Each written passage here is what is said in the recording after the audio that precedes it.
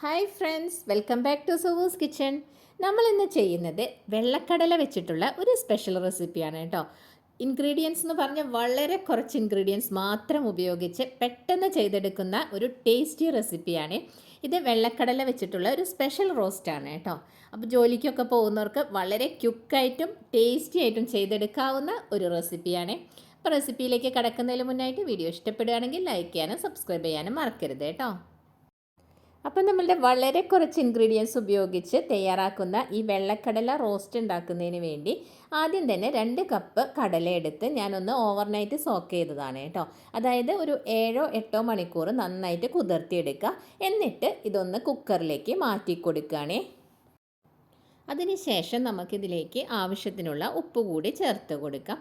ഏകദേശം ഒരു 2 ടേബിൾ സ്പൂണൊക്കെ ചേർത്ത് കൊടുക്കാം കേട്ടോ. ഇനി ഇതിലേക്ക് ഈ കടല വേവിച്ചെടുക്കാൻ ആവശ്യത്തിനുള്ള വെള്ളം കൂടി ഒഴിച്ചു കൊടുക്കുക കേട്ടോ.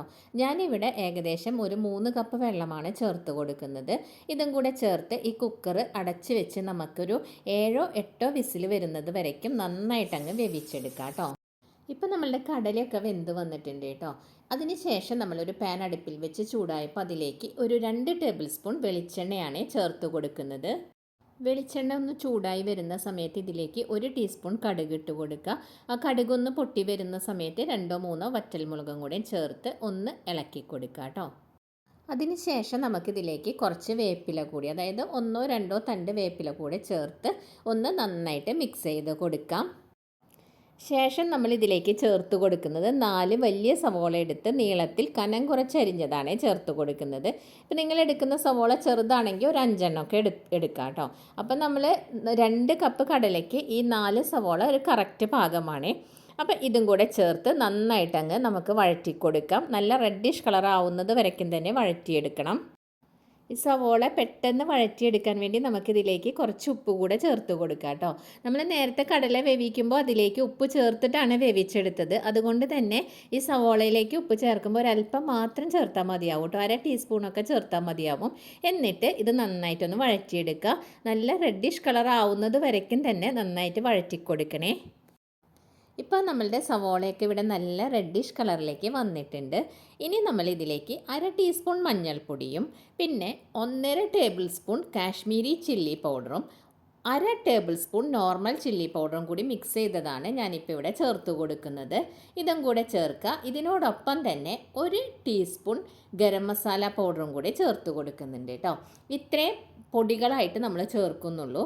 ഇത് മൂന്നും നന്നായിട്ടൊന്ന് വഴറ്റി കൊടുക്കുക. തീ വളരെ കുറവിൽ വെച്ചിട്ട് വേണം നന്നായിട്ട് ഇതൊന്ന് വഴറ്റിയെടുക്കാനായിട്ട്.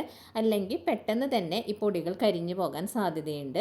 അപ്പോൾ നമ്മളിതൊന്ന് നന്നായി വഴറ്റിക്കൊടുക്കുകയാണേ. ഇപ്പോൾ നമ്മളുടെ കടലയൊക്കെ നന്നായിട്ട് വെന്ത് വന്നോ നോക്കാം. അപ്പോൾ നമ്മൾ കൈവച്ച് പ്രസ് ചെയ്യുമ്പോൾ ഇതുപോലെ നല്ല സോഫ്റ്റായിട്ട് പ്രസ്സായിട്ട് വരണേ. ഇപ്പോൾ നമ്മൾ ചേർത്ത് കൊടുത്ത പൊടികളെല്ലാം നന്നായിട്ട് മൂത്ത് വന്നിട്ടുണ്ട്. അപ്പോൾ ആ വേവിച്ച് വെച്ച കടല ഇതിലേക്ക് അങ്ങ് ചേർത്ത് നമുക്ക് നന്നായിട്ട് മിക്സ് ചെയ്ത് കൊടുക്കാം. നമ്മൾ ആ ചേർത്ത് കൊടുത്ത കടല ഈ മസാലയുമായിട്ട് നന്നായിട്ട് അങ്ങ് മിക്സ് ചെയ്ത് കൊടുക്കുക കേട്ടോ. അപ്പോൾ ഇതിനകത്ത് നമ്മൾ ഒരുപാട് ഇൻഗ്രീഡിയൻസ് ഒന്നും ചേർത്തിട്ടില്ല. ഇഞ്ചി, വെളുത്തുള്ളി, പച്ചമുളക് അങ്ങനെ ഒന്നും ചേർക്കാതെ മുളക് പൊടി, മഞ്ഞൾപ്പൊടിയൊക്കെ മാത്രം ഉപയോഗിച്ച് ചെയ്തെടുക്കുന്ന നല്ല സ്വാദുള്ളൊരു റെസിപ്പിയാണ് കേട്ടോ.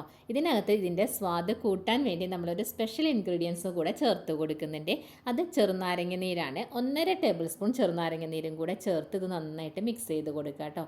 ശരിക്കും ഡിഫറെൻ്റ് ആയിട്ടുള്ളൊരു ടേസ്റ്റാണ്. നമ്മളങ്ങനെ നോർമൽ ചേർക്കുന്ന ഒരു ഇൻഗ്രീഡിയൻ്റ് അല്ല ചെറുനാരങ്ങ നീര് ഇതിനകത്ത്. അപ്പോൾ ഇത്രയേ ഉള്ളൂ. നമ്മളിപ്പോൾ തീ ഓഫ് ചെയ്ത് കൊടുക്കുകയാണ്. എന്നിട്ട് ഇതൊന്ന് സെർവിങ് ബൗളിലേക്ക് മാറ്റി നോക്കാം. അപ്പോൾ ഇത് ചോറിൻ്റെയും ചപ്പാത്തിയുടെയും ഒക്കെ കൂടെ നല്ലൊരു കോമ്പിനേഷനാണ് കേട്ടോ. ഒരുപാട് ഇൻഗ്രീഡിയൻസ് ഒന്നും ചേർക്കാതെ പെട്ടെന്ന് തന്നെ ചെയ്തെടുക്കാവുന്ന ഒരു ഈസി റെസിപ്പിയാണ്.